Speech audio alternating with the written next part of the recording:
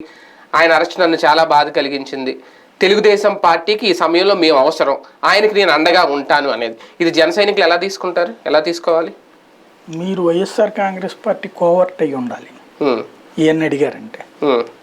Journalist గా కూడా అడగచ్చు, కోవర్ట్లే అడగాలని రూల్ ఏం లేదు. అట్లా అడిగారు, ప్రతిపక్షాన్ని ప్రశ్నించవచ్చు, మనం అధికార పక్షాన్ని ఎవరు అడిగినా సరే అది మేము కోవర్ట్ అంటామని స్టాంప్ పట్టుకుని తిరుగుతున్నారు పవన్ కళ్యాణ్ గారు.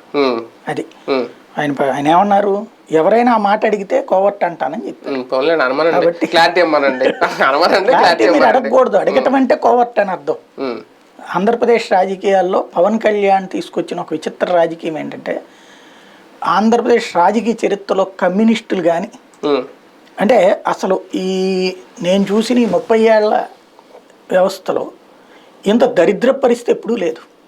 తెలుగుదేశం కమ్యూనిస్టులు పొత్తు పెట్టుకున్నారు, కాంగ్రెస్ కమ్యూనిస్టులు పొత్తు పెట్టుకున్నారు, భారతీయ జనతా పార్టీ తెలుగుదేశం పొత్తు పెట్టుకుంది. ఇంత అసహ్యకరమైన రాజకీయం ఎప్పుడూ లేదు. జనాల్ని దొంగల్ని చేస్తూ, నాయకులు దేవుళ్ళని వాళ్ళకాళ్ళు ఫీల్ అవుతా, విచిత్రమైనటువంటి ఈక్వేషన్స్తో మాట్లాడేటటువంటి ఒక వింత వాతావరణ రాజకీయం ఇప్పుడు మాత్రమే పట్టిన అసహ్యం ప్రజలకి. సమాధానాలు చెప్పాల్సిన నాయకులు ప్రశ్నలు వేస్తుంటారు, ప్రశ్నలు వేయాల్సినటువంటి ప్రజలు సమాధానాల కోసం వెయిట్ చేస్తుంటే వాళ్ళనే దొంగల్ని చేసి చూపెట్టేటటువంటి రోజు.